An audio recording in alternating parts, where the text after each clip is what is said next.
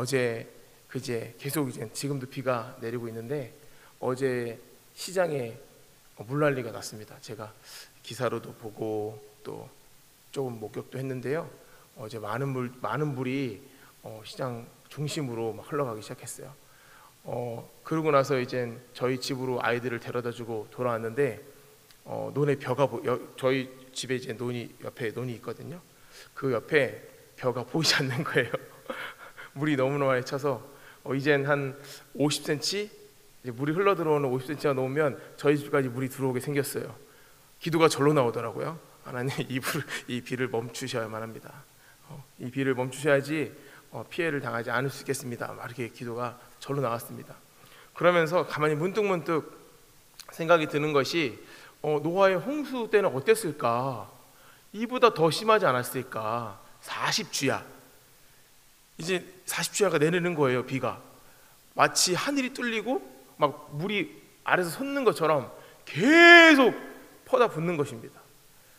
계속 물이 어마어마하게 빠르게 차오르게 되는 것이죠. 그렇게 시간이 지나고 비가 그쳤어요. 감사하게도 그때 점점 그 수위가 가라앉더라고요. 옆에 보니까 갑자기 벼가 싹 보이기 시작해요. 얼마나 감사한지. 그때도 그랬겠구나. 비가 다 멈춘 후에 이젠 묻이 하나씩 드러날 때 이런 모습이 아니었겠나라는 생각이 들었습니다. 정말 그 시장에 계신 분들은 어제 물을 퍼내시고 하시느라 굉장히 고생 많으셨을 거예요. 더 이상의 큰 비가 내리지 않기를 바랍니다. 그래서 피해를 입지 않으셔야 될 텐데요. 노아의 홍수가 생각이 났다고 했잖아요. 그럼 노아의 홍수는 구원인가요? 심판인가요? 하나님의 심판이죠. 하나님의 심판입니다. 물로써 이 백성을 하나님께서 심판하신 것이죠. 그렇게 보면 하나님은 이 백성을 구원하실 능력도 있으시지만 심판하실 능력도 있다 없다? 있으신 것입니다. 하나님 그런 분이신 거예요. 오늘 이사야의 이 말씀, 정말 이 이사야는요 성경에 있는 모든 메시지들이 다 담겨져 있어요. 그리고 굉장히 시적인 표현들이 굉장히 많아서요 저희가 딱 보면은 이 성경도 정말 읽어 나가기가 쉽지 않습니다. 자칫 잘못하면 막 산으로 막 가고 막 생각이 막 너무나 어려운 책이 바로 이사야예요. 하나님의 구원의 메시지 그리고 승리의 메시지가 이 안에 담겨져 있는데요. 어떻게 해야지 우리가 하나님의 구원받은 백성으로 살아갈 수 있는지에 대해서 성경은 또 하나님께서는 우리에게 명확하게 말씀해주고 계십니다. 앞서 계속 살펴보셨겠지만 21장에서 23장까지 계속해서 유다의 멸망, 예루살렘의 멸망과 함께 바벨론 그리고 그 주변에 있는 에돔을 의미하는 두마 그리고 아시리아와 아라비아, 두로와 시돈에 대한 그 심판이 그런 예언들이 계속적으로 등장하고 있어요. 또 24장에서 27장까지는 지금까지 예언한 온 열방들에 대한 온 열방을 향한 하나님의 그 심판의 메시지를 정리하고 있습니다. 그래서 오늘 24장, 25장의 메시지를 보려면 24장을 먼저 좀 봐야 되는데 24장 1절 말씀을 함께 보겠습니다. 24장 1절 말씀 보니까 보라 이렇게 이야기하고 있어요. 보라 여호와께서 땅을 공허하게 하시며 황폐하게 하시며 지면을 뒤집어 엎으시고 그 주민을 흩으시리니. 이거 어떤 느낌이 드세요? 땅이 공허하다. 뭔가 흑암이 공허하고 약간 그 천지창조의 그 이전의 그 모습들, 질서가 갖춰지지 않은 그런 모습들이 보이지 않으세요? 이런 걸 좀 느끼셔야 되는데, 그리고 황폐하다. 이 막 기름진 땅이 아니라 황폐하고 땅이 부서지고 메말라 있고 그런 것을 좀 상상해 보시면 좋을 것 같습니다. 지면이 뒤집어 엎어지고 주민이 흩어지는 그런 것들. 약간 창세기 11장에 약간 바벨탑 사건이랑 좀 같이 보시면 좋을 것 같아요. 태초에 공허하고 혼돈했던 땅이 무엇으로? 하나님의 말씀으로 풍성하고 질서를 갖추고 조화롭게 창조가 일어나게 되는 것이죠. 그러나 하나님과 그 하나님의 말씀을 떠난 온 땅은 다시 한번 공허해지고 황폐하게 변해가고 있습니다. 하나님의 말씀으로 세워진 모든 질서가 파괴되어지고요, 땅에는 슬픔과 탄식과 원망과 다툼이 가득하게 되었습니다. 하지만 이사야는 그것으로 온 세상이 완전히 멸망하고 끝나버리지는 않을 거라고 말하고 있는데요, 이사야 선지자는 두 도시를 비교합니다. 하나님의 심판과 구원에 대해서 묘사하고 있습니다. 앞서 이사야가 예언했던 모든 나라들, 유다를 비롯한 아시리아와 바벨론, 애굽 등 모든 나라를 대표하는 교만한 도시는 타락하고 또 스스로를 하나님보다 높이고 온갖 불의하고 악한 일을 제멋대로 저지르는 것이죠. 그래서 그들을 하나님께서 심판하겠다라고 말씀하고 계신 것입니다. 말씀 보면 이사야 24장 3절에서 5절까지 말씀 보겠습니다. 24장 3절에서 5절까지 말씀. 땅이 온전히 공허하게 되고 온전히 황무하게 되리니 여호와께서 이 말씀을 하셨느니라. 땅이 슬퍼하고 쇠잔하며 세계가 쇠약하고 쇠잔하며 세상 백성 중에 높은 자가 쇠약하며 땅이 또한 그 주민 아래서 더럽게 되었으니 이는 그들이 율법을 범하며 율례를 어기며 영원한 언약을 깨뜨렸음이라. 그들이 계속 뭔가 더럽히고 그들이 계속 높아지려 하고 교만해지려 하고 율법을 어기고 말씀대로 살아가지 않는 그 도시에 대해서는 하나님께서 철저한 심판을 그 가운데 허락하시겠다라고 하시는 것입니다. 하나님께서 교만한 도시를 무서운 심판으로 그 높아진 자리에서 낮추시겠다고 말씀하시는 거예요. 그들을 가만두지 않고 벌하셔서 멸망시키시라는 메시지가 오늘 이 내용 가운데 담겨져 있습니다. 그들을 하나님께서는 24장 13절 말씀에 이렇게 말씀하십니다. 세계 민족 중에 이러한 일이 있으리니 곧 감람나무를 흔듦 같고 포도를 거둔 후에 그 남은 것을 주움 같을 것이니라. 감람나무, 그 올리브나무를 흔들면 올리브가 우수수 떨어집니다. 그죠? 그리고 이미 다 수확을 했어요. 그럼 무엇이 남겨져 있죠? 조금 더 그 열매들이 남겨져 있습니다. 그마저도 흔들어서 다 떨어뜨리겠다. 이것은 하나님의 그 철저한 심판에 대한 메시지가 담겨져 있는 것입니다. 그 온 열방들을 향해서 그렇게 교만하고 그렇게 타락하고 그렇게 온갖 불의를 저지른 그 나라에 대해서는 하나님께서 철저한 심판 가운데 그 나라를 두겠다라고 말씀하고 계신 것입니다. 여기서 볼 수 있는 하나님은 어떠한 하나님이십니까? 바로 공의의 하나님, 벌하시는 하나님, 심판자 하나님의 모습입니다. 하나님은 이처럼 스스로를 하나님보다 높이고 교만한 사람, 온갖 불의와 악한 일을 제 멋대로 저지르는 사람들, 또한 그 나라에 대해서 벌하시는 하나님이십니다. 저에게 주는 메시지가 있는 것이죠. 교만하여야 합니까? 교만하지 말아야 합니다. 교만하지 않고 겸손해야 합니다. 그리고 불의를 멀리하고 악한 일을 멀리하고 다시금 하나님의 그 율법을 따라 살아가는 것이 그리스도인의 삶인 줄 믿습니다. 그래야만 심판을 벗어날 수가 있어요. 그래야만 하나님의 공의를 떠나 하나님의 사랑 가운데 우리가 살아갈 수 있는 것입니다. 그리고 이와 반대로 하나님의 심판에 반대로 하나님의 구원에 맛보는 또 다른 한 도시가 등장합니다. 여호와 하나님이 자신을 하나님이라 말하고 왕이라 고백하고 하나님을 높이고 찬양하는 도시가 등장하는데요. 25장 1절 말씀 함께 보도록 하겠습니다. 함께 읽겠습니다. 시작. 여호와여 주는 나의 하나님이시라. 내가 주를 높이고 주의 이름을 주는 기사를 옛적에 정하신 뜻대로 성실함과 진실함으로 행하셨습니다. 여호와여 주는 나의 하나님이시라.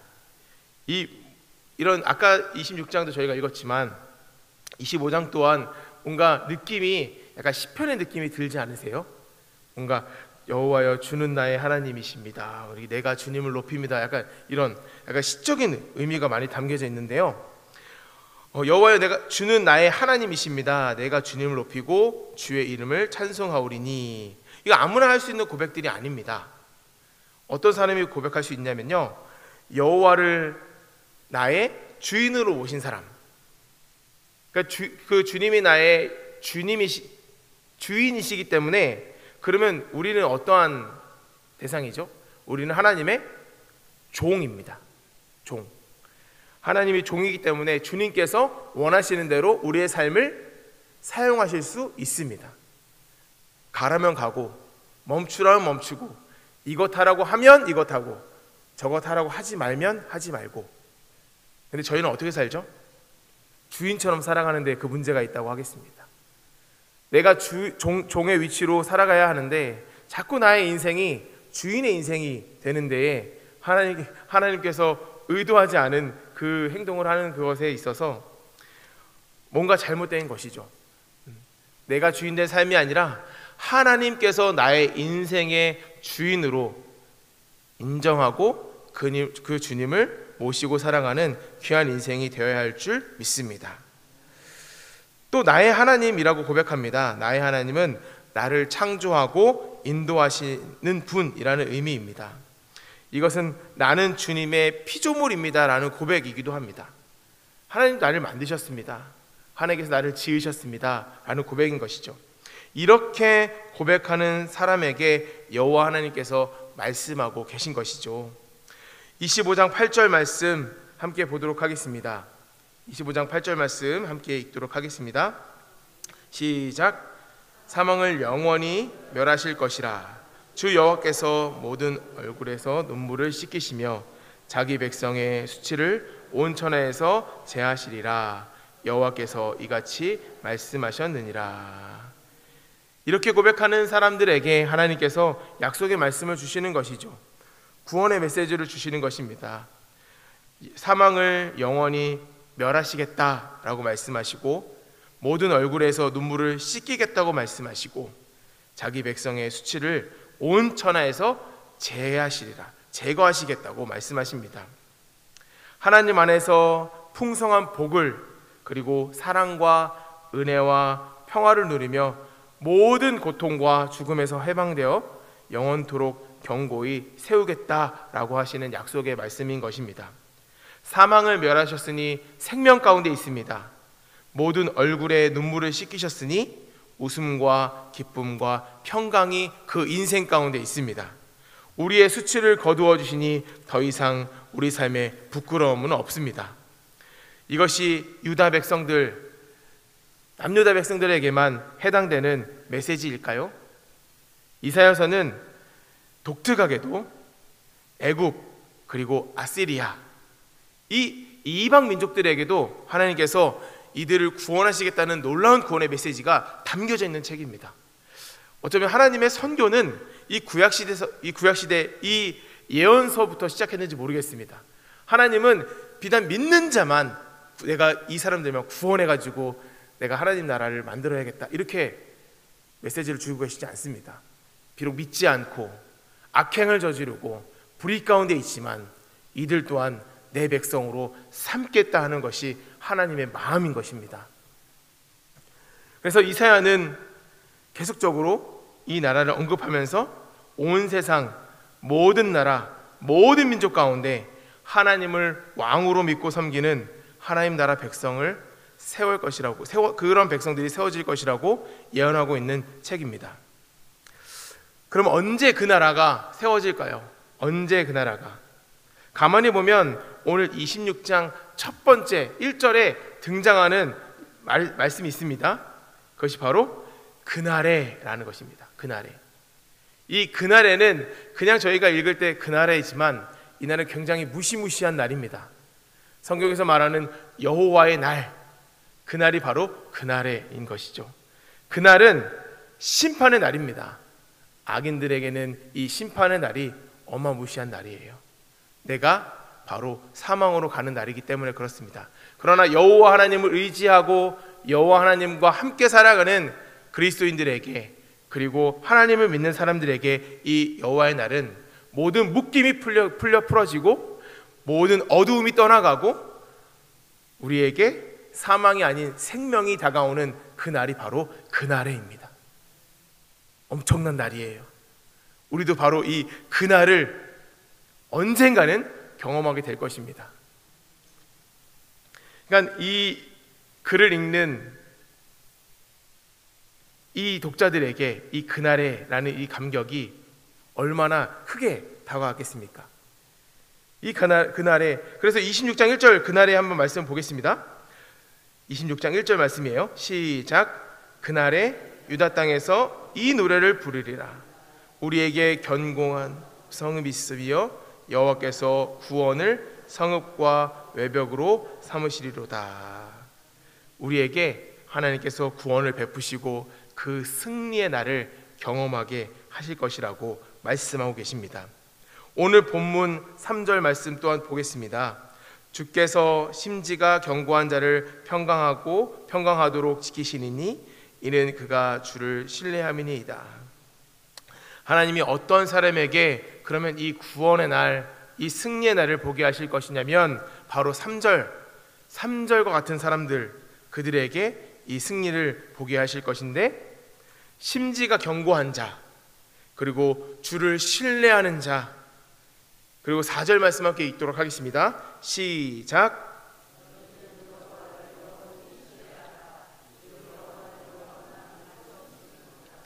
여호와 하나님을 영원히 신뢰하는 자, 그 여호와 하나님을 영원히 신뢰하는 자. 그리고 7절 말씀 함께 보도록 하겠습니다. 7절 말씀이요. 시작. 의인의 길은 정직하며 정직하신 주께서 의인의 첩경을 평탄하게 하시도다. 의인들, 그리고 그는 정직한 사람이라고 성경이 이야기하고 있습니다. 그 사람들에게 그날에 바로 그 승리의 기쁨을 맛보게 하실 것입니다. 사랑하는 여러분, 하나님께서는 이러한 자를 찾으십니다. 바로 심지가 견고하여 주를 신뢰하되 영원토록 신뢰하는 사람, 영원토록 신뢰하는 의인, 곧 그는 정직한 사람입니다. 이러한 사람을 하나님께서 오늘도 찾고 계신 줄 믿습니다. 그러니까 신뢰한다는 것이 그럼 무엇이냐? 이 신뢰하다는 먼 어의 뜻을 보면요, 피난처를 향해 서둘러 가다라는 뜻이 담겨져 있어요. 그러니까 전쟁이 나면 저희가 피난길에 오르잖아요.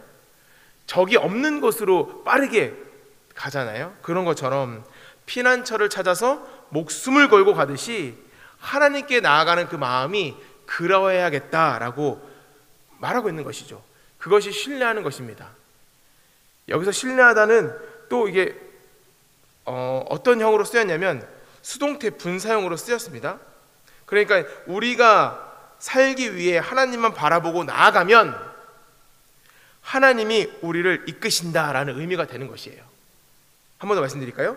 우리가 살기 위해 하나님만 바라보고 나아가면 하나님이 우리의 삶을 이끄신다. 그러니까 누굴 바라봐야 합니까? 애굽입니까? 아시리아예요?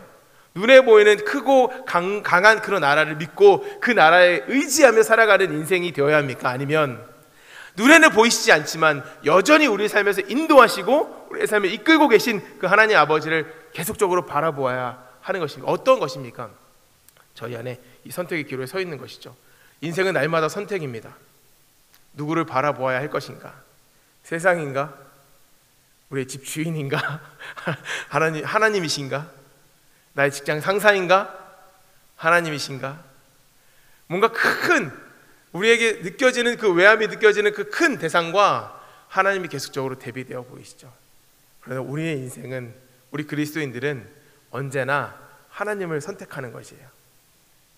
하나님 보이지 않지만 여전히 우리의 삶에 신실하게 이끄시는 그 하나님을 신뢰하는 것입니다.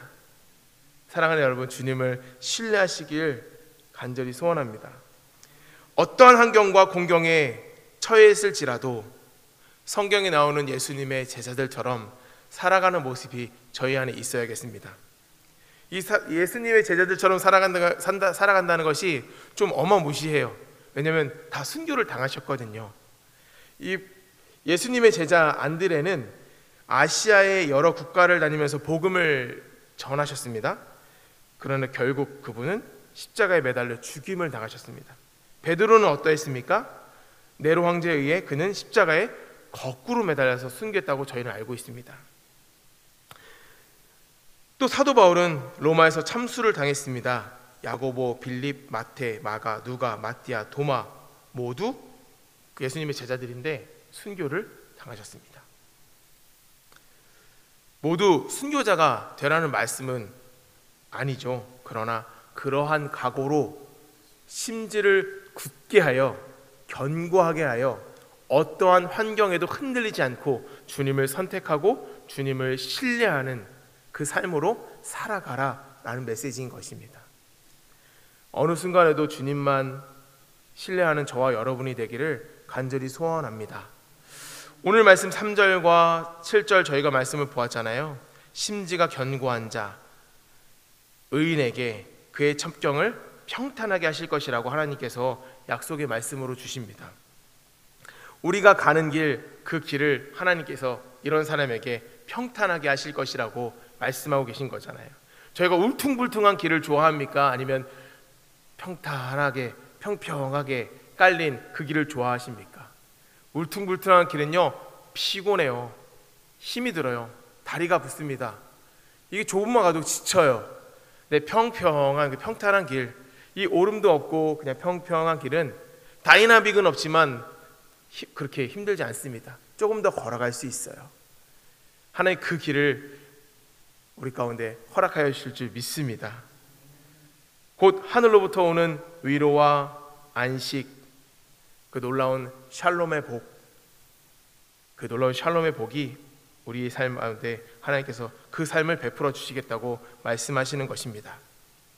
하나님의 그 놀라운 샬롬을 우리 삶 안에서 경험하는 저와 여러분 되길 간절히 소원합니다. 언제요? 주님을 신뢰할 때, 주님을 신뢰할 때, 그 주님을 신뢰하는 오늘이 되길 원하고 우리의 평생이 되기를 간절히 소원합니다.